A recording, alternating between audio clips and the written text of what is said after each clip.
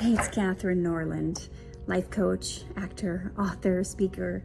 I want to know, have you ever had a situation in your life where someone just comes along and keeps dumping on you, just dumping their junk on you? This could be a client, this could be a customer, this could be a friend, could be anybody in your life, really. And they always seem to be carrying this dark cloud with them, and they want to rain on your parade and rain on your sunshine. How do you handle people like that, especially when they keep coming back and keep coming back? Well, I want to give you 3 tips, 3 things that you can do to manage this kind of situation. So when you recognize, step number 1 is recognizing the unhealthy behavior. You know, sometimes we take it on and we think, well, maybe it's me, maybe I'm doing something wrong, maybe I shouldn't, because what will happen is this person will come and they will want to interject all the things that they think you're doing wrong. And they will tell you, there's one of the coaches I have for speaking, his name is James Melanchek. I'm actually reading his book right now called Big Money Speaker. 45 secrets to share your message, make a difference, and get highly paid. Anyway, he was sharing with me that he, in this story in this book, he was doing this presentation on stage, and he did a great presentation. He made a lot of money, and a lot of people were coming up to him after, so moved, feeling so great about the message, having hope, sold a lot of his materials, and this person came up to him who at this college teaches speaking. So she came up to him and said, I took 8 pages of notes on all the things that you were doing wrong in your presentation. Would you like a copy of it? So that's the thing, right? People are going to come up to you and say, you know what? You're doing this thing wrong, you're doing that thing wrong, you're doing this thing wrong, and I think people are quick to share all the things they think you're doing wrong. And you know what? You don't have to take that in. You don't have to take it. Now, that doesn't mean you don't want to improve. It doesn't mean there's never a time to listen to critique or get feedback. But not every time someone wants to share all the things you're doing wrong or tell you how you could improve, it's not always called for, it's not always appropriate, and it's not always a good thing. So when I say number 1 is recognizing unhealthy behavior, that's the thing. People are going to want to come up to you. They're going to want to criticize. They're going to want to tell you all the things you could have done different. Some people, whether they're friends or family, are going to want to tell you why you're failing, why you're falling short, why everything isn't working out for you. But the thing is, you can't really take advice from anyone. You really, really want to set your focus on only taking advice from people who you would actually trade places with, right? People who are more successful than you or have reached some sort of level. It doesn't even have to be in your same business, but they've reached some sort of level where you go, you know what? They've really reached this level of success. So I'm going to listen to them. A lot of times people who have no success in a certain area will want to tell you all the reasons why it's not going to work out, why you shouldn't do it, and all of that. So when you identify that person, step 1, right? Recognize that person that has the unhealthy behavior. When you identify them, you know what? You maybe want to keep a distance.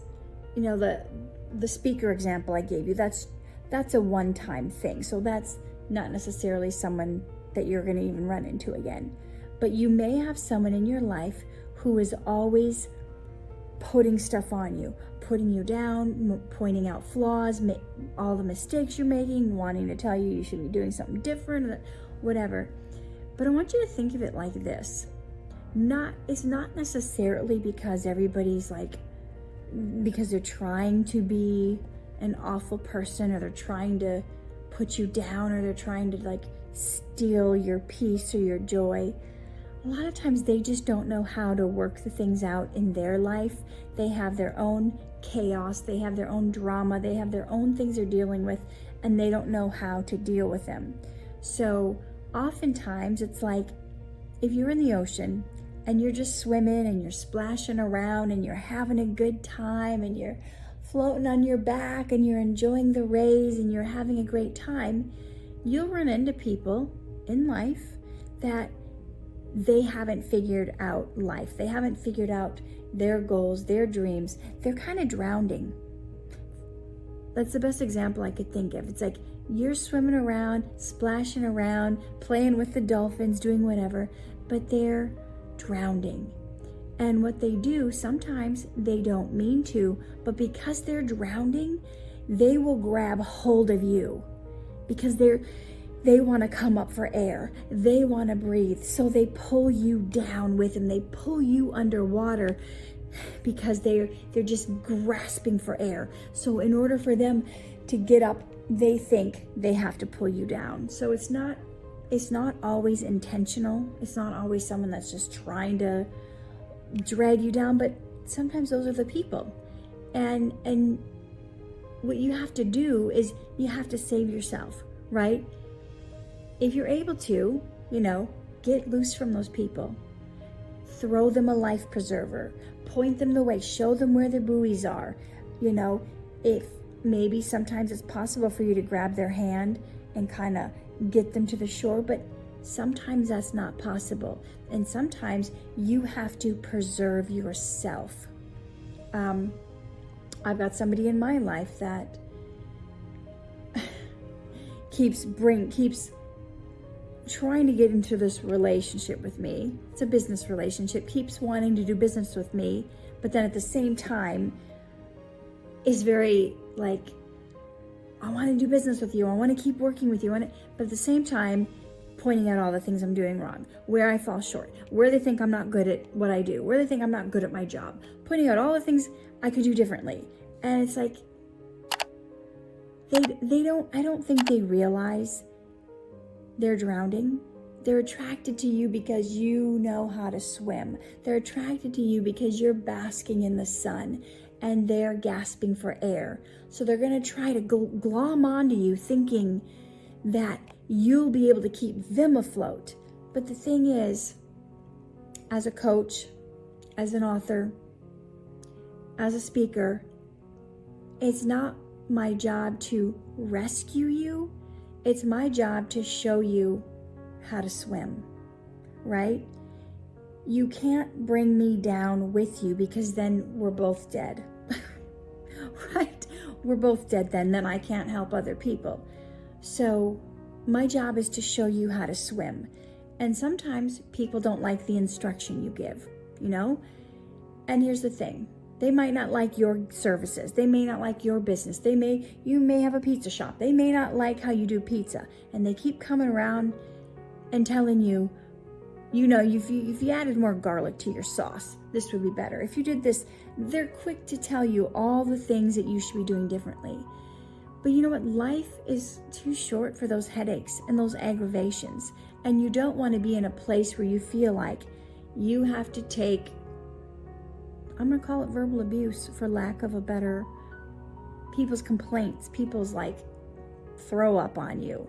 They're not happy with life or they can't handle life and they're going to try to glom onto you because things are going good for you and try to pull you down. So you recognize it as step one. Step two is you build a protective shield around you. You build kind of like a bubble around you. Not because you don't want to let people in, but you want to be careful to let the right people in. The people that are going to be life givers, that are going to build you up, right? So it's a whole different story if half the people you work with are saying the same thing. Half the people are saying your pizza sauce needs more garlic. Okay, then you might want to take it into consideration. But if 90% of the people who buy your pizza love the sauce, love it, that's great. And you know what? The other 10% who don't like it, they can go to a different pizza place, right? They can find a different pizza place. I don't want you guys to feel like you have to work with people who are going to constantly put you down and constantly abuse you. You build that protective layer around yourself because here's the thing. When they are trying to pull you down and drown you, you're a nice person. You're a good person. So you're not going to then, when you're drowning, you're not going to grab the next person who's doing good next to you and pull them down to survive, right? you don't want to go down with a ship, and you're not going to put that on other people. But some people just don't know what else to do. So you build that protective barrier, whether, if we're using the ocean swimming analogy, you have that flotation device around you. So if someone reaches for you and they try to yank you under, they can't do it. You want to build a protective barrier around you and only let the people into your life who are safe people. Now, you may not know at first. You may not know who's a safe person and who's not, but start to get acquainted. You can tell how people are usually by the things that they say, but you can certainly tell by the things that they do. Because the things that they do reveal who they are. It reveals the things that they speak reveal what's in their heart. The things that they do show even more. You could say you're the most wonderful person in the world, but if your actions don't line up, then I can't believe the words that you're saying, right? So if that's the case, step number 3 is you love them from afar. I'm sorry if they're your best friend since 3rd grade. I'm sorry if they're your grandma. I'm sorry if you can love them from afar. You don't have to spend all that time with them. You don't have to take their harsh criticism. You don't have to take their negative feedback. You don't have to take their 8 pages of notes about what you did wrong in your speech. You don't have to take any of that.